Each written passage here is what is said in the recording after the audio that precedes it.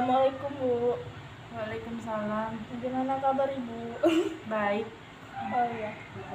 Eh, Maaf sebelumnya saya meminta waktu Ibu sebentar untuk mewawancara Ibu mengenai COVID atau virus corona kan.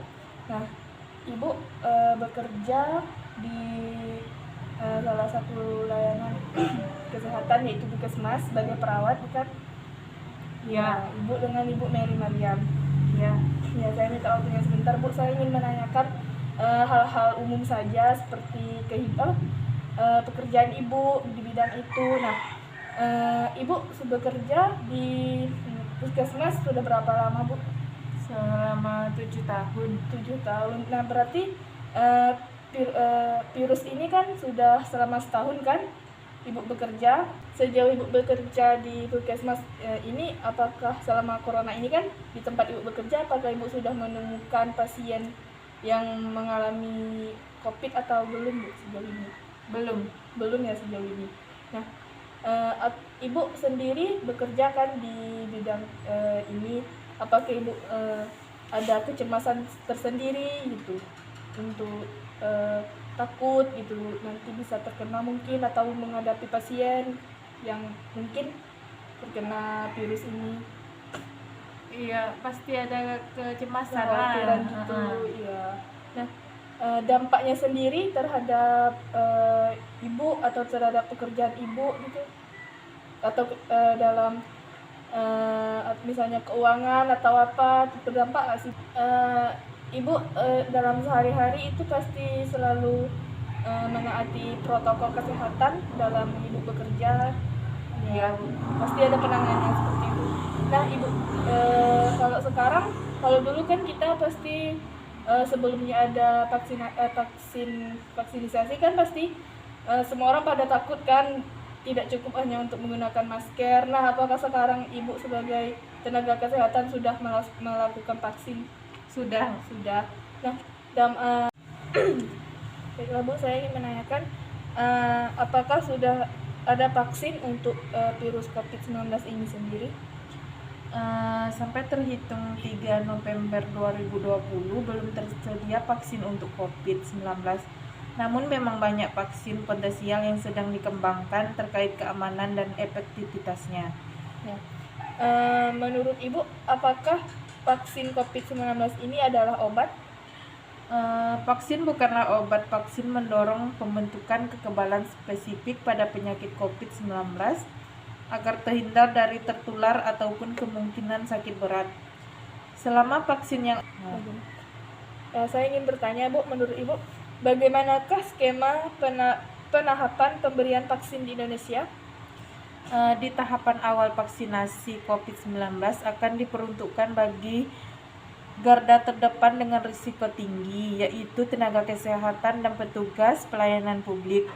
Lalu secara bertahap akan diperluas seiring dengan ketersediaan vaksin dan izinnya, yaitu penerima bantuan iuran BPJS dan kelompok masyarakat lainnya. Nah, apakah vaksin COVID-19 ini nanti juga tersedia untuk anak-anak? Saat ini uji klinis vaksin COVID-19 dibatasi pada umur 18 sampai 59 tahun yang merupakan kelompok usia terbanyak terpapar COVID-19. Pengembangan vaksin untuk anak-anak masih direncanakan pada beberapa kandidat vaksin. Apakah vaksin COVID-19 juga akan diberikan pada masyarakat yang berusia lebih dari 60 tahun? Terdapat kandidat vaksin yang dapat diberikan untuk mereka yang berusia 60 hingga 89 tahun. Namun, tahap awal vaksinasi diberikan pada orang dewasa sehat usia 18 sampai 59 tahun yang merupakan kelompok usia terbanyak terpapar COVID-19. Nah, selanjutnya yaitu apakah vaksin COVID-19 ini melindungi secara jangka panjang? Masih diperlukan penelitian lebih lanjut untuk mengetahui tentang periode jangka panjang dari perlindungan vaksin COVID-19. Ya, selanjutnya saya ingin bertanya itu bagaimana vaksin COVID-19 ini dikembangkan? Meski pada saat darurat dan dibutuhkan dengan cepat, keamanan dan efektivitas vaksin adalah prioritas utama. Pengembangan vaksin tetap harus melalui tahapan pengembangan yang berlaku internasional secara umum, terdiri dari tahap praklinik, tahap klinis, penetapan penggunaan vaksin. Sembari menunggu vaksin COVID-19 siap tersedia untuk masyarakat, maka kita harus tetap melawan pandemi ini dengan patuh protokol kesehatan, pakai masker, jaga jarak, cuci tangan pakai sabun. Menurut ini seberapa ampuh sih vaksin COVID-19 melindungi kita dari penularan? Dampak vaksin COVID-19 terhadap pandemi akan tergantung pada beberapa faktor. Ini termasuk faktor-faktor seperti efektivitas vaksin, seberapa cepat mereka disetujui, diproduksi, dan dikirim, dan berapa banyak target jumlah orang yang akan divaksinasi. Nah, bagaimana cara vaksin ini bekerja? Secara umum, vaksin bekerja dengan merangsang pembentukan kekebalan tubuh secara spesifik terhadap bakteri atau virus penyebab penyakit tertentu, sehingga apabila terpapar, seseorang akan bisa terhindar dari penularan ataupun sakit berat akibat penyakit tersebut. Nah, Ibu kan sudah melakukan vaksin. Nah, sesudah Ibu melakukan vaksin ini, apakah terdapat efek samping yang Ibu rasakan dari pemberian vaksin ini, Bu? Secara umum, efek samping yang timbul dapat beragam. Pada umumnya, ringan dan bersifat sementara dan tidak terlalu ada serta tergantung pada kondisi tubuh. Efek samping ringan seperti demam dan nyeri otot atau ruang-ruang pada bekas suntikan adalah hal yang wajar, namun tetap perlu dimonitor. Seberapa ampuh vaksin COVID-19 ini akan melindungi diri kita dari COVID? Lalu selanjutnya, seberapa ampuh vaksin COVID-19 akan melindungi diri kita? Efek perlindungan vaksin masih menunggu hasil uji klinis fase 3 dan pemantauan selesai. Namun sampai saat ini berdasarkan hasil uji klinis fase 1 dan 2, vaksin yang tersedia terbukti aman dan meningkatkan kekebalan terhadap COVID-19. Perlindungan yang akan diberikan vaksin COVID-19 nantinya perlu tetap diikuti dengan kepatuhan menjalankan protokol kesehatan 3M. Memakai masker dengan benar, menjaga jarak dan menjauhi kerumunan, serta mencuci tangan pakai sabun. Apakah ada vaksin lain yang direkomendasikan untuk tenaga kesehatan dalam masa pandemi COVID-19 ini? Iya, ada. Karena ada penyakit yang kemungkinan dapat dicegah dengan imunisasi lainnya seperti influenza dan campak. Semua tenaga kerja kesehatan harus menerima vaksin sesuai dengan jadwal yang direkomendasikan secara nasional. Apakah program imunisasi bayi dan anak harus tetap dilanjutkan sesuai jadwal di masa pandemi COVID-19 ini, Bu? Iya, imunisasi bayi dan anak tidak boleh terhenti dan tetap mengikuti jadwal yang telah ditetapkan dan direkomendasikan secara nasional. Salah satunya adalah imunisasi bayi baru lahir, BCG, DPF, polio tetes, hepatitis B yang tak boleh tertinggal.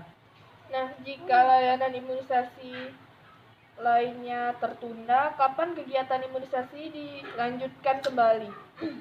Imunisasi yang tertunda harus dilanjutkan kembali segera setelah risiko penularan COVID-19 berkurang dan pelayanan imunisasi sudah mampu untuk dilanjutkan. Protokol kesehatan tetap prioritas pada saat pelayanan imunisasi dimulai kembali. Nah, kita kembali ke pertanyaan mendasar saja ya, Bu ya. Menurut Ibu sendiri, apa itu virus corona ini sendiri, Bu? Menurut Ibu? Virus corona menurut saya adalah suatu kelompok virus yang dapat menyebabkan penyakit pada hewan atau manusia. Beberapa jenis coronavirus diketahui menyebabkan infeksi saluran napas pada manusia mulai dari batuk pilek hingga yang lebih serius seperti